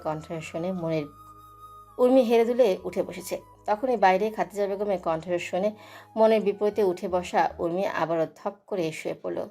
মামি উঠে গেছে মানে উনি দরজা খুলবে, তার আর যাওয়ার প্রয়োজন নেই। মীরা আবারও ধ্যান দিল পড়ায়। বই পড়ুয়া মীরার পড়ার থেমে গেল রাইফের কণ্ঠস্বর কর্ণগহ্বরে প্রবেশ করতেই। বাহির থেকে স্পষ্ট ভেসে আসছে রাইফের কণ্ঠস্বর। রাইফ যে হেসে হেসে কথা বলছে তা মীরা না দেখেই বুঝতে পারছে। মীরা দ্রুত পিছু ফিরে তাকালো। ওমা, যে উর্মি এতক্ষণ বিছানা থেকে উঠতেই নারাজ, সে উর্মি উঠে গিয়ে উকি দিচ্ছে দরজার বাইরে। এক পলক বাইরে উকি দিয়েই মীরার দিকে তাকিয়ে বলে উঠল উর্মি, তাকিয়ে দেখলে হবে নাকি আসতে হবে? আয় আয়, দ্রুত আয়, তোর আশিক এসেছে। বলেই ফিক করে হেসে দিল সে। মীরা হাম্মক বনে গেল। একদিকে রাইফ তো আরেকদিকে উর্মি। যে যখন পাচ্ছে তখনই মীরাকে কোনো না কোনো ভাবে খোঁজা দিয়েই যাচ্ছে তাকে। মাঝে মাঝে উর্মি তাও ছাড় দেয়, কিন্তু রাইফ সুযোগ পেলেই হলো। কথার পিঠে কথা বলে লজ্জা নামক মিঠে অস্বস্তিতে ফেলতে দুবারও ভাবে না। এতক্ষণ শাশুড়ি এবং শালিকার সাথে হেসে হেসে কথা বলা রাইফের জবান থেমে গেল মীরার মিহি কণ্ঠে রাইফের উদ্দেশ্যে দেওয়া সালাম শুনে। তড়িৎ গতিতে রাইফ তাকালো মীরার দিকে। এই প্রথম মীরা তাকে সালাম দিয়েছে। স্বামীর সম্মান যেন স্পষ্ট উপলব্ধি করছে রাইফের সারাদিনে ক্লান্তি মীরার মিহি স্বরে সালাম পেয়েই দূরীভূত হলো। প্রশান্তিতে ভরে উঠল মন। আওয়াজ করেই লম্বা সুরে সালাম ফেরালো রাইফ। ওয়ালাইকুম আসসালাম ওয়ারহমতুল্লাহি ওয়াবারকাতুহু। গুটি গুটি পায়ে মীরা মায়ের কাছে এসে দাঁড়ালো। রাইফের সালামের ধরন দেখে মিটিমিটি হাসছে উর্মি। খাদিজা বেগম মেয়েকে তাড়া দিলেন রাইফকে রুমে নিয়ে যাওয়ার জন্য। সারাদিন অফিস শেষে ক্লান্ত হয়ে আছে। রাইফকে ফ্রেশ হতে বলে উর্মিকে নিয়ে খাদিজা বেগম চলে গেলেন কিচেনে। নতুন জামাই এসেছে বাড়িতে, আপ্যায়নে কোনো কমতি রাখবেন না তিনি। মীরার পিছু পিছু রাইফ ঢুকেছে মীরার রুমে। ঘাড় ঘুরিয়ে মীরার পুরো রুমে চোখ বুলালো। আজকেই প্রথম মীরার রুমে এসেছে রাইফ। বেশ পরিপাটি গোছানো রুম। শৌখিন জিনিসপত্র গুছিয়ে রেখেছে পুরো রুম জুড়ে। শার্টের উপরে 2 বোতাম খুলে নেভি ব্লু শার্টের স্লিভ গুটিয়ে বিছানায় বসলো সে। মীরা সুইচ টিপে ফ্যান অন করে বেরিয়ে যাবে তখনই রাইফ ডেকে উঠল মীরার নাম ধরে। মীরা থামলো, ঘাড় ঘুরিয়ে প্রশ্নাত্মক দৃষ্টিতে চাইল। রাইফ ইশারায় কাছে ডাকলো। মীরা ছোট ছোট পা ফেলে এগিয়ে এলো রাইফের দিকে। মিনমিন করে ছোট্ট আওয়াজে বলল, চা আনি আপনার জন্য? পরে, এদিকে এসো, কাছে আসো, দূরে দাঁড়িয়ে কেন? আসো, বসো। মীরা খানিক দূরত্ব রেখেই বসলো রাইফের পাশে। রাইফের তর সইল না। সারাদিন অফিসের ধকল শেষে বিয়ে করা বউ যদি দূরে গিয়ে বসে, সারাদিনের ক্লান্তি দূর হবে কিভাবে? দূরত্ব খুঁচালো। মীরার বাহুর সহিত রাইফের বাহু ছুঁই অবস্থা এমন ভাবে বসলো। কোলের উপর রাখা মীরার মুঠো করে রাখা হাতটা টেনে নিজের কাছে নিল। খানিক নেড়েচেড়ে প্যান্টের পকেট থেকে বেলি ফুলের মালা বের করে পরিয়ে দিল মীরার হাতে। সাদা বেলির মাঝে লাল গোলাপ ভীষণ সুন্দর লাগছে দেখতে। মীরার ভালো লাগা কাজ করলো। মুচকি হাসি স্থান করে নিল ঠোঁটের কোণে। রাইফের হাত থেকে হাত ছাড়িয়ে নাকের কাছে হাত নিয়ে সুবাস নিল গভীর শ্বাস গ্রহণ করে। গোলাপি বেলির মিঠে সুবাসে মন প্রাণ তাজা হলো মীরার। রাইফ অনিমেষ দৃষ্টিতে দেখে যাচ্ছে মীরাকে। পিটপিট চোখে মীরা রাইফের দিকে তাকালো। ঘ্রাণটা অনেক সুন্দর। তৃপ্তির হাসি ফুটলো রাইফের মুখে। সহজ হতে শুরু করেছে মীরার বলা কথায় রাইফের ভরাট কণ্ঠের ঝটপট জবাব। আমার ফুলটাও অনেক সুন্দর, তার ঘ্রাণ এর থেকেও 1000 গুণ বেশি প্রখর। রন্ধ্রে রন্ধ্রে প্রবেশ করে নেশা সৃষ্টি করে, মাদকতায় ছড়িয়ে যায় আমার ভেতর বাহির, শক্ত করে বক্ষ পিঞ্জিরে আবদ্ধ করতে মরিয়া হয়ে ওঠে। মীরা দৃষ্টি নুয়ে ফেলল। রাইফের ইশারাতে তার দিকেই স্পষ্ট বুঝতে পারছে সে। শব্দবিহীন উঠে দাঁড়ালো। গুটি গুটি পায়ে রাইফকে অতিক্রম করে দরজার কাছে এলো। মাথায় দেওয়া ওড়নাটা সরিয়ে হাতের বেলি ফুলের মালাটা খোপায় পেঁচিয়ে মাথায় ওড়নাটা টেনে ছুটল কিচেনে। এখানে যতক্ষণ থাকবে ততক্ষণই রাইফ যে তাকে ছাড়বে না তা মীরার ঢের জানা। কিন্তু আসলে কি লুকাতে পারবে? পবিত্র সম্পর্ক যেখানে বন্ধন সৃষ্টি করেছে সেখানে পূর্ণতা না পেলে যে বেমানান, চোখে লাগার মতো বেমানান। নতুন জামাতার আগমনের খবর শুনে ভাইয়ের বাসায় ছুটে এসেছেন সানজিদা বেগম। একমাত্র ভাতিজিকেও দেখতে তার মন আঁকুপাকু করছিল সকাল থেকেই। এসেই খাদিজা বেগমের সাথে লেগে পড়েছেন রান্নাবান্নায়। শওকত রহমান বাজার করে এনেছেন ব্যাগ ভরে। আপাতত গরুর গোস্ত আর কাবাবের লোভনীয় সুস্বাদু ঘ্রাণ মৌমো করছে পুরো বাসায়। নিজ রুমে বসে থাকা শওকত রহমান হাঁক ছুটালেন উচ্চ আওয়াজে, ডেকে উঠলেন প্রিয় সহধর্মণীকে। খাদিজা বেগম আসলেন, ঘরমত্ত মুখ শাড়ির আঁচলে মুছে তাগাদা দিলেন কি জন্য ডেকেছে সেটা বলতে। শওকত রহমান পাশে বসালেন, ফোনটা হাতে নিয়ে বাড়িয়ে দিলেন স্ত্রীর দিকে, বললেন, রাইফের আম্মাকে ফোন দিয়ে আসতে বলো, সবাই আসে, উনিও আসুক। একা একা কি করবে বাসায়? হ্যাঁ দেন, তাড়াতাড়ি কল দেন, কথা বলছি। কয়েক সেকেন্ডের ব্যবধানে কল রিসিভ হলো। রাজিয়া বেগমের সহিত খাদিজা বেগম কুশলাদি বিনিময় করলেন খোশ মেজাজে। অনুরোধের সুরে বাসায় আসার আমন্ত্রণ জানালেন, কিন্তু রাজিয়া বেগমের ইচ্ছে থাকা সত্ত্বেও আসতে পারবেন না বলে জানিয়ে দিলেন। হাঁটুর ব্যথা চরম আকারে বৃদ্ধি পেয়েছে তার। রেস্ট করছেন শুয়ে শুয়ে। না আসতে পারার জন্য ক্ষমাও চেয়ে নিলেন বিনত স্বরে। মীরার হাতে চা খাওয়ার সৌভাগ্য আর হয়নি রাইফের। হবে কি করে? নববধূ মীরাকে যে এভাবে কথার জালে জব্দ করে যাচ্ছে একের পর এক, সামনে মুখ দেখানোর মতো আর সাহস পায়নি মীরা। প্রখর জ্ঞান সম্পন্ন রাইফও জানে মীরা আর আসবে না। লজ্জাবতী লতার ন্যায় চুপসে যাওয়া মীরার ছোট্ট কোমল হৃদয়ে যে এখন দুঃখ গতিতে ডামাডোল বাজছে তা সে খুব ভালো করে জানে। রাইফ ফ্রেশ হয়ে গায়ে দিয়েছে বিছানায়। তার ক্লান্ত দেহ মীরার নরম বিছানা পেয়ে প্রশান্তিতে চোখ বুজে নিল। খুব বেশি সময় লাগলো না, মুহূর্তে গভীর ঘুমে তলিয়ে গেল রাইফ। একটু আগে রাইফের কথার বানে বিদ্ধ হওয়া মীরা ঘুরঘুর করছে কিচেনে।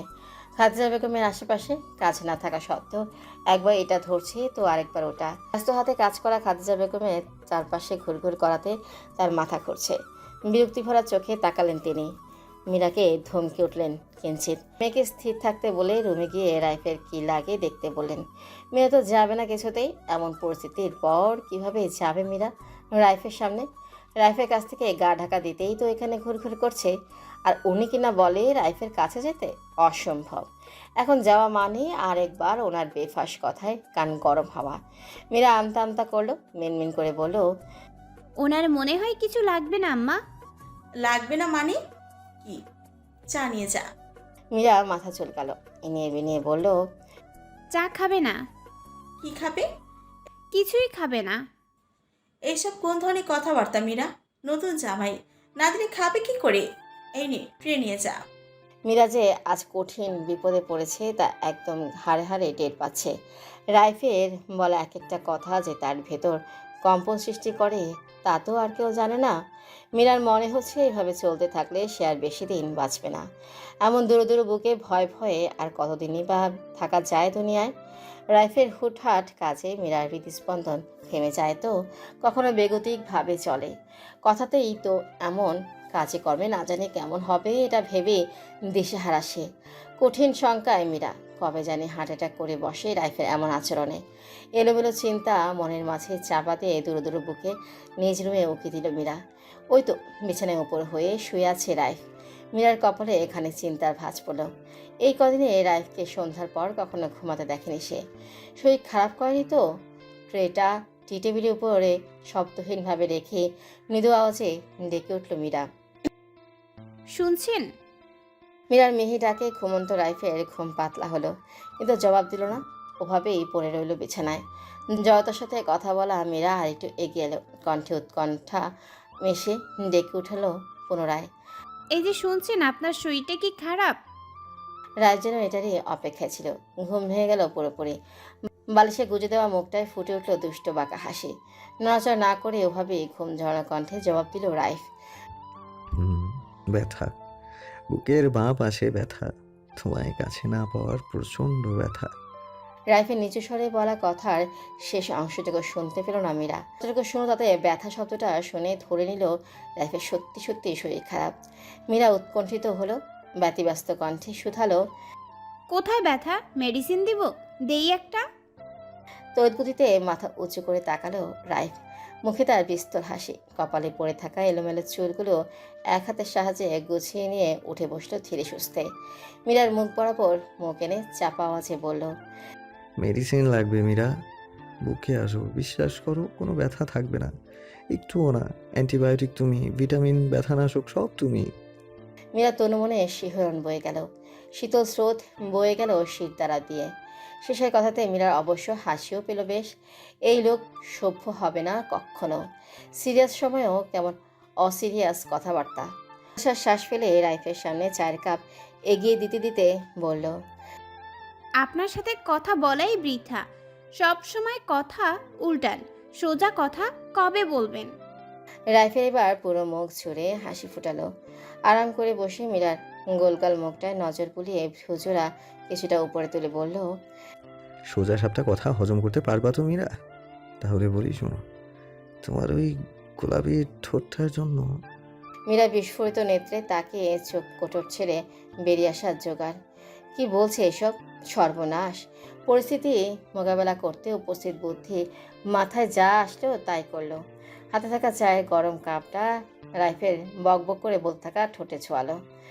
কাপ না ছুঁয়ে তোমার গোলাপি ঠোঁট দুটোই ছুঁয়ে দিত। তিল তিল করে না পুড়ে একেবারেই না হয়ে পুড়ে যেতাম, বুকের ব্যথা তো কমে যেত।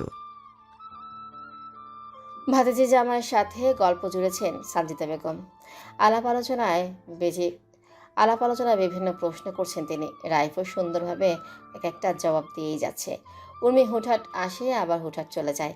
এই তো একটু আগে এসে যখন রাইফ আর সানজিদা বেগমের আলাপচারিতায় বাগড়া দিয়ে তার বিয়ের কথা বলে আফসোস করতে থাকলো, সানজিদা বেগম নিজের জেগে ওঠা রাগ কোনো রকমে চেপে গেছেন সামনে বসে থাকা রাইফের জন্য। রাইফ না থাকলে এই মেয়েকে আজ উনি কিছু একটা করতেন।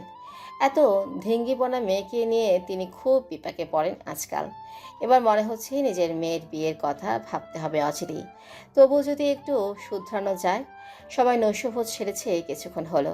রাইফ তখনই জানিয়ে দিয়েছে যে সে আজ থাকতে পারবে না। শকত রহমান এবং খাদিজা বেগম অনেক জোরাজোরি করছেন, কিন্তু রাইফ অনুরোধ করেছে না থাকার জন্য। অন্যদিন অবশ্যই থাকবে। মীরার মনটা পরিবারকে পেয়ে প্রফুল্ল হয়েছে। রাইফ থাকলে মেয়েটা একটু হলেও অস্বস্তি হবে। থাকুক সে, পরিবারের সাথে একান্ত সময় কাটাক। তার উপর মায়ের অসুস্থতার কারণেও বাসায় যেতে ইচ্ছুক সে। বারান্দায় দাঁড়িয়ে রাইফ চলে যাবে এক্ষুনি। উর্মিকে দিয়ে মীরাকে ডেকে পাঠিয়েছে কয়েকবার। আহামকি কাজ করায় মীরা খুব সংকোচ হচ্ছে রাইফের সামনে আসতে। কেন যে তখন কাপটা রাইফের ঠোঁটে লাগালো, ছি! নিজের উপরেই তার বিরক্ত লাগছে তখন থেকে। ছোট ছোট কদমে জড়সড় হয়ে রাইফের সামনে এসে দাঁড়ালো মীরা। এই লোকটার সামনে আসতে তার অন্তর কাঁপে, ভীত নড়বড়ে হয়। আলো ছায়ায় ঘেরা বারান্দায় রাইফ গম্ভীর মুখে তাকিয়ে দেখছে মীরাকে। মীরা পিটপিট করে তাকাচ্ছে এদিক সেদিক। ঘন পাপড়ি ওঠানামা রাইফের হৃদয়ে ব্যাকুলতা সৃষ্টি করছে। ডাগর ডাগর চাউনি দেওয়া চোখটাতে আলতো করে অধর ছোঁয়ায় তীব্র বাসনা চেপে বসেছে মনের মধ্যিখানে। মীরার একটা হাত টেনে নিল রাইফ। দুহাতের মুঠোয় চেপে গাঢ় স্বরে বলল। ধীরে ধীরে সংকোচ দূর করো মীরা, তোমাকে মা ডাক শোনানোর তীব্র বাসনা জেগেছে আমার মনে। ক্রমশ তীব্র থেকে তীব্রতর হচ্ছে। তোমার এই ছোট্ট দেহটাকে বুকে আগলে নিতে দিনকে দিন সত্যি বেহায়া হচ্ছে আমার মন। রাতের আধা দূরীভূত করে ধরণীর বুকে সবেমাত্র সূর্যের কিরণ ছড়িয়ে পড়তে শুরু করেছে। এত সকালে রাজিয়া বেগমের পুরো কিচেন খাবারের ঝাঁঝালো ঘ্রাণে ভরে গেছে।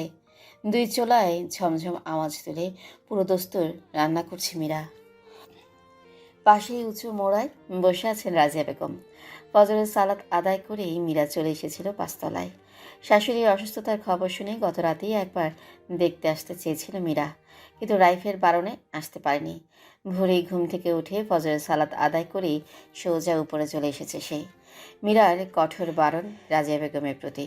কোনোভাবেই যেন উনি রান্নাবান্নার কাজে হাত না লাগায়। রাজিয়া বেগম বেশ কয়েকবার বাধা দিয়েছেন মীরা যেন রান্না না করে, কিন্তু কাজে কাজ কিছুই হয়নি।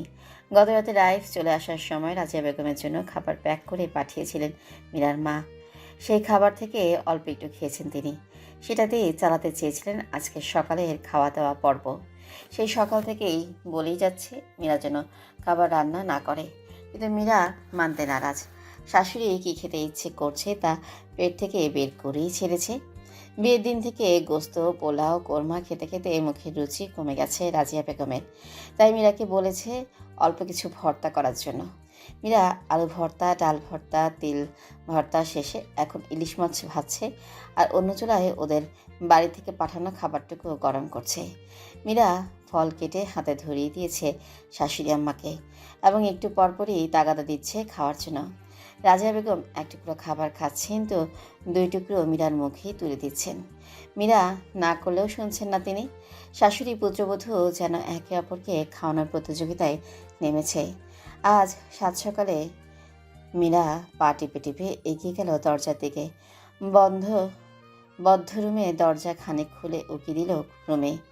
রাইফ গভীর ঘুমে আচ্ছন্ন। শব্দবিহীন পায়ে রুমে প্রবেশ করলো সে। ওয়াশরুমে গিয়ে ফ্রেশ হয়ে রাইফের পাশেই বসে আছোয়া হয়ে হালান দিল বিছানায়। মোবাইলে চোখ বুলালো। সময় 7:55। ডেকে তোলা প্রয়োজন রাইফকে। অফিসের সময় হয়ে এলো, কিন্তু মীরা ডাকতে ইচ্ছে করছে না একটু। কি সুন্দরভাবে ঘুমাচ্ছে রাইফ। শ্যামবর্ণের মুখটায় মায়া ছড়িয়ে পড়েছে সর্বত্র। লাজুক মীরার খুব করে ইচ্ছে করছে রাইফের এলোমেলো চুলগুলো ছুঁয়ে দিতে, আঙ্গুলের সাহায্যে অগোছলো চুলগুলোকে আরেকটু এলোমেলো করতে। গত 3 দিনেই মীরার অভ্যাসটাও কেমন পাল্টে গেছে হুট করে। রাইফের আঙ্গুলে আঙ্গুল রেখে রাতে যাপন করা। মীরা গত রাতে ঘুমে বারবার খুঁজছিল রাইফের শক্তপোক্ত হাতটা। লোকটা ভালো, ভীষণ রকমের ভালো, কিন্তু মীরার অস্বস্তি ওই এক জায়গাতেই। হুটহাট কথা বলে লজ্জায় ফেলে দেয় সুযোগ পেলেই। সময় পেরোলো মিনিট 10। মীরার মনে রাইফকে ঘিরে হাজারো ভাবনা প্রজাপতির ন্যায় ডানা ঝাপটাচ্ছে। এমন সময় পাশে রাখা মুঠোফোনটায় কর্কশভাবে বেজে উঠল অ্যালার্ম ধ্বনি। মীরা ব্যতিব্যস্ত হলো অ্যালার্ম অফ করার জন্য। বালিশের পাশে পড়ে থাকা মুঠোফোনটায় হাত দিতেই রাইফের হাতটাও মীরার হাতের উপর স্পর্শ করলো। আচানক কারো হাতের স্পর্শে রাইফ ভ্রু কুচকালো এবং সেকেন্ড 5 পার হতেই কুচকালো ভ্রু সোজা হলো। বদ্ধ চোখের মুখটাতে ফুটে উঠল মুচকি হাসি। শক্ত করে আবদ্ধ করে নিল মীরার হাত। উপর হয়ে শুয়ে থাকা রাইফ পাশ ফিরল মীরার দিকে। চোখ খুলল। সকালবেলায় অপ্রত্যাশিতভাবে কাঙ্ক্ষিত নারীর মুখটা দেখে প্রশান্তি ছেয়ে গেল তার হৃদয় জুড়ে। মীরা রাইফের চাউনিতে ফেরত দিল মুচকি হাসি। টিকটিক করে বেজে যাওয়া অ্যালার্মটা অফ করার জন্য হাত ছেড়ে নিতে চাইল মীরা।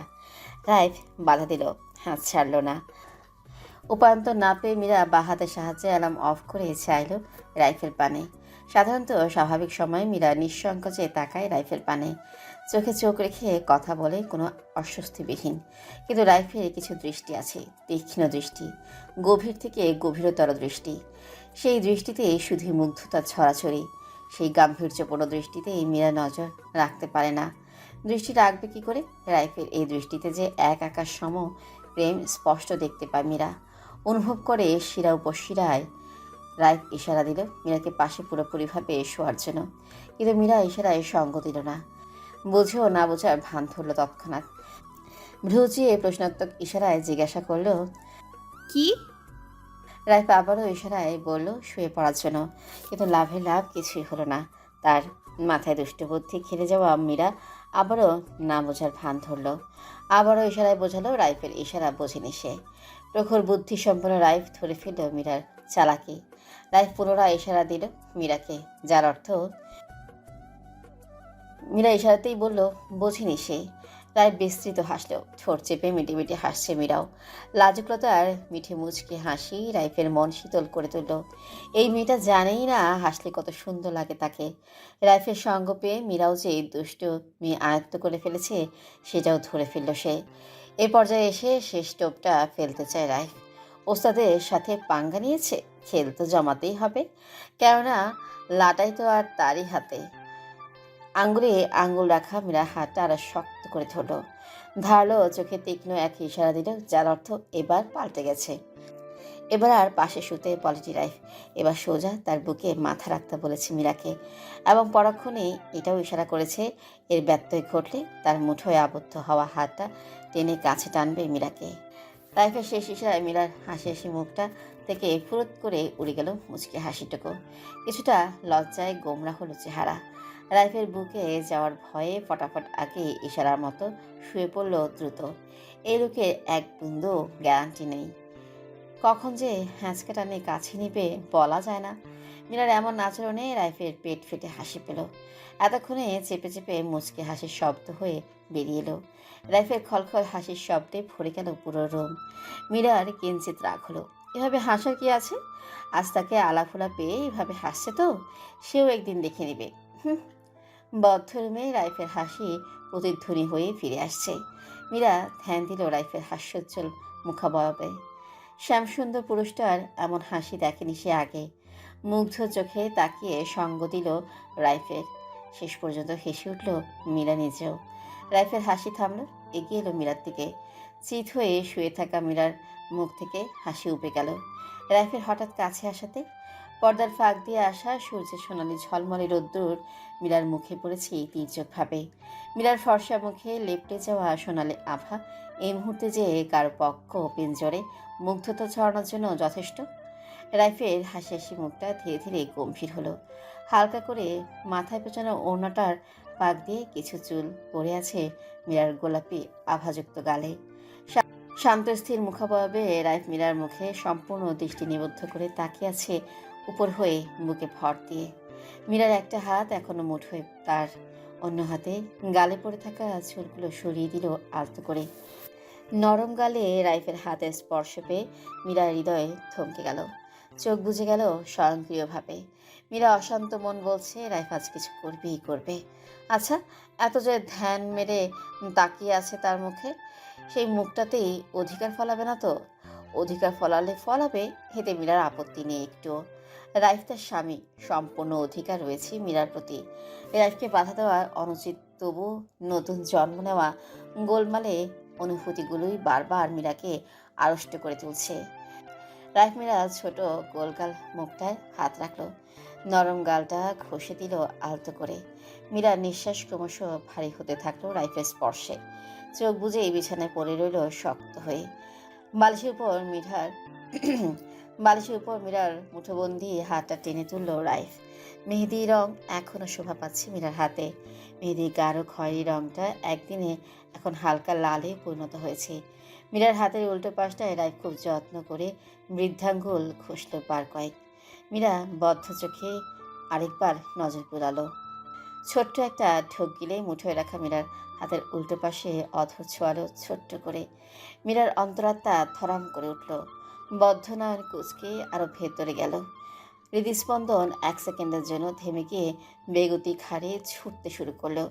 রাইফের অধরের ছোঁয়ায় মুঠোয় পড়ে থাকা হাতটা দিয়ে রাইফের হাত শক্ত করে চেপে ধরল মীরা। রাইফের মন অশান্ত হলো। এত ছোট চুম্বনে মনটা কিছুতেই শান্ত করা সম্ভব না, কিছুতেই না।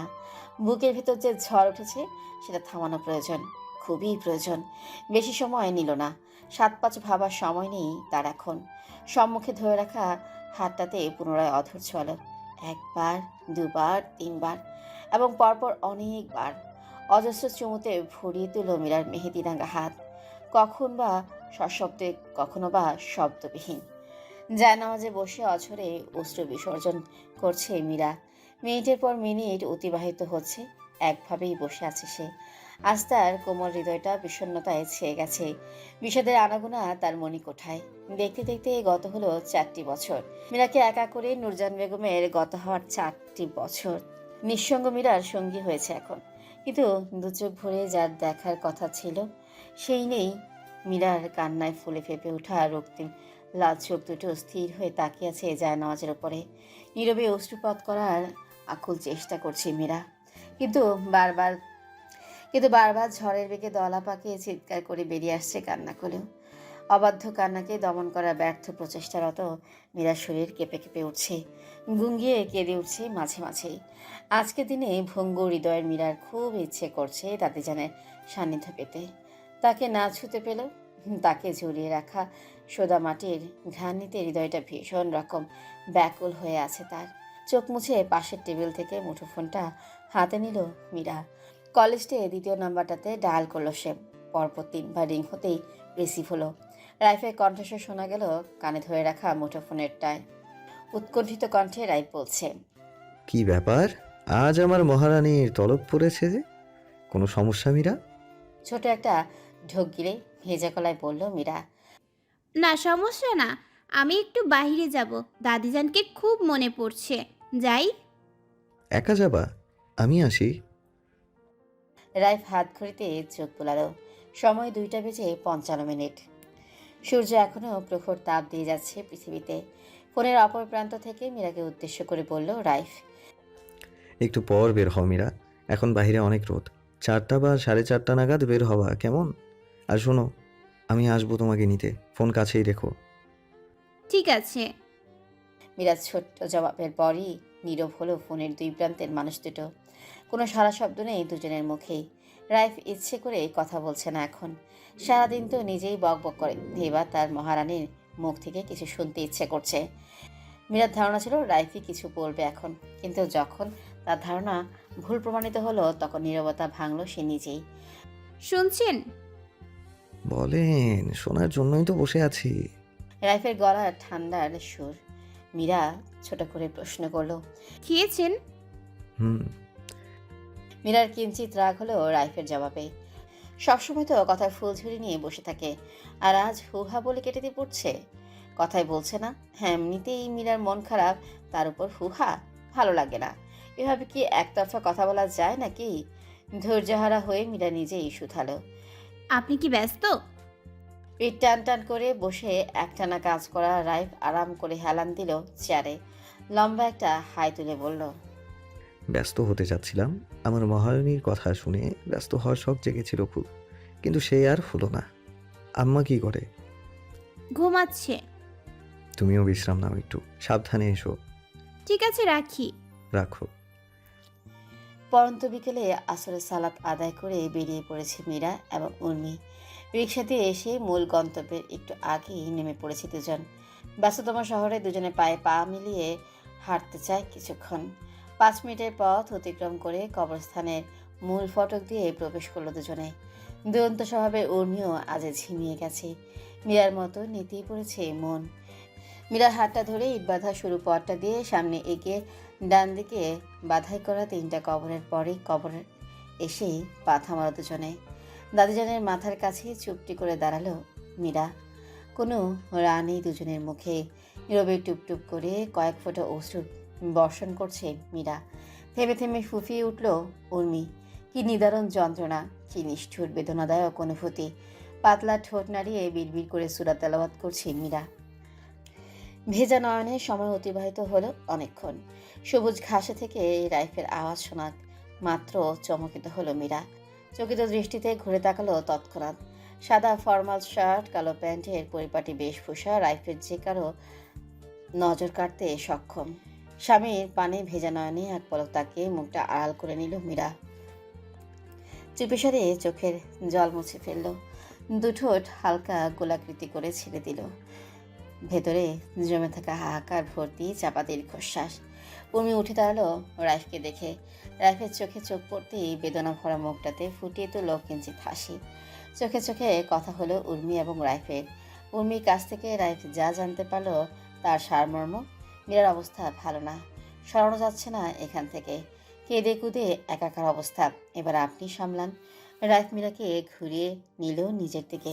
চোখের কোল বেয়ে পড়া অশ্রুটুকু সান্ত্বনা দেওয়ার হাতের অভাবে শুকিয়ে গেছে, দাগ হয়ে গেছে ফর্সাকালে। মীরার লালচে হয়ে আসা গাল দুটোই হাত রাখলো রাইফ। শুকনো দাগটাতে বৃদ্ধাঙ্গুল ছোঁয়ালো, আলতো করে মুছে দিল অশ্রুপাতের শেষ চিহ্নটুকু। রাইফের ভরসার হাতটা মীরার হাত টেনে নিল নিজের দিকে।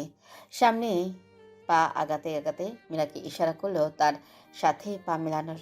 বনে ভরসার হাতটা টেনে নিল উর্মিকে। 3 জোড়া পা চলল একই পদক্রমে। দুজনে মনে নানি এবং দাদিজানকে হারানোর শোক, অপরজনের মনে শুক্রিয়া, মীরাকে নিজের করে পাওয়ার শুক্রিয়া। একসাথে চলা 3 জোড়া পায়ের 1 জোড়া পা হঠাৎ কিছুটা ধীর হলো। এক পর্যায়ে এসে বাম দিকের কোনায় সাদা রঙের কবরটাতে নজর রাখলো রাইফ। পিতার শূন্যতা অনুভব হলো। চাপা কষ্টে রক্তক্ষরণ হলো শক্তপোক্ত বুকের বাঁ পাশটাতে। রাস্তার ধারে দাঁড়িয়ে আছে মীরা। উর্মি আর দাঁড়িয়ে থাকতে পারছে না পায়ের ব্যথায়। হেলান দিয়েছে স্ট্যান্ড করে রাখা রাইফের বাইকে।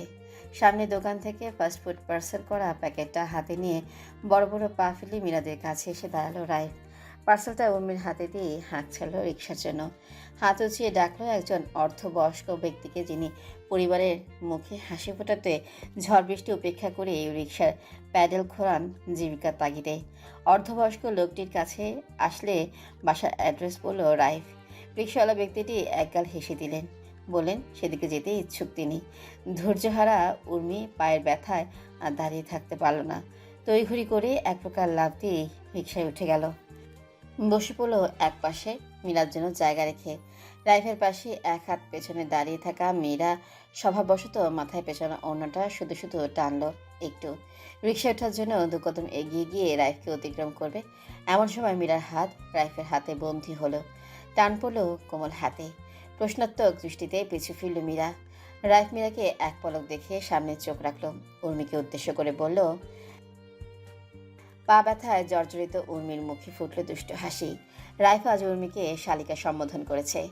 যেখানে ছেলে মেয়ে সমান অধিকার, সেখানে উর্মি কেন পিছিয়ে থাকবে? ঠোঁট চেপে মুচকি হেসে বলল উর্মি।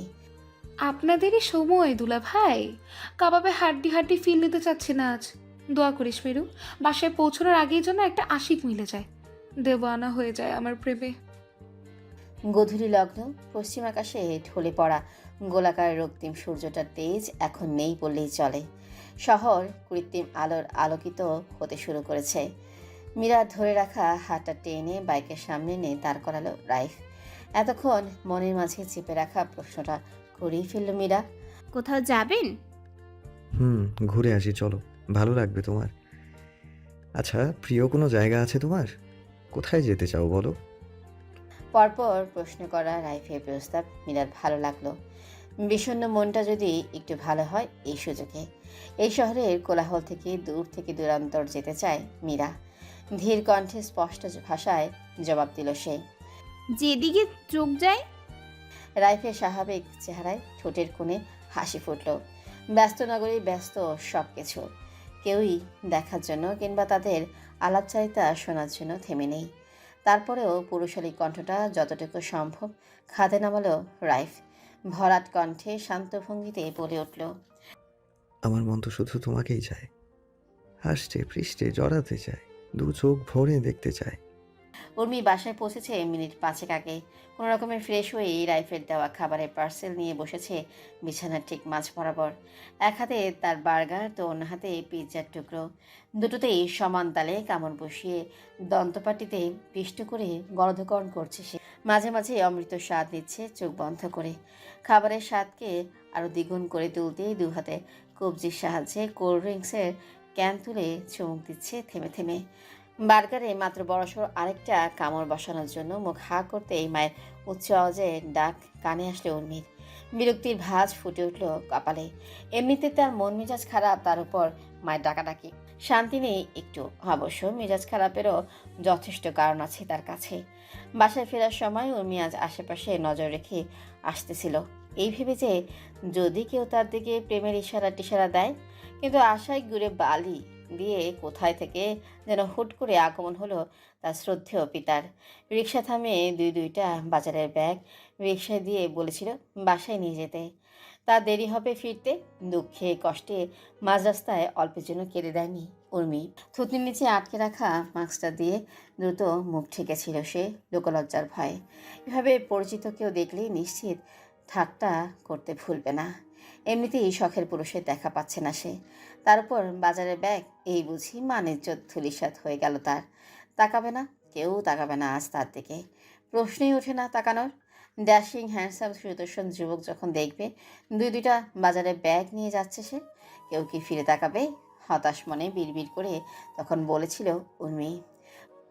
আমার ভবিষ্যতের জান প্রাণ আত্মা আমি বুড়ি হলে দেখা দিয়েন, বুঝেছেন? নাকি মায়ের কোল থেকে হাঁটাই শুরু করেনি কে জানে। ভাল লাগে না, দ্রুত আসতে কি হয় অসভ্য লোকটা। পশ্চিম আকাশে ঢলে পড়া অস্তমিত প্রায় সূর্যটা টুকটুকে লাল রং ধারণ করেছে নীল আকাশের বুকে। যে কোনো সময় হারিয়ে যাবে দূর ওই আকাশ হতে।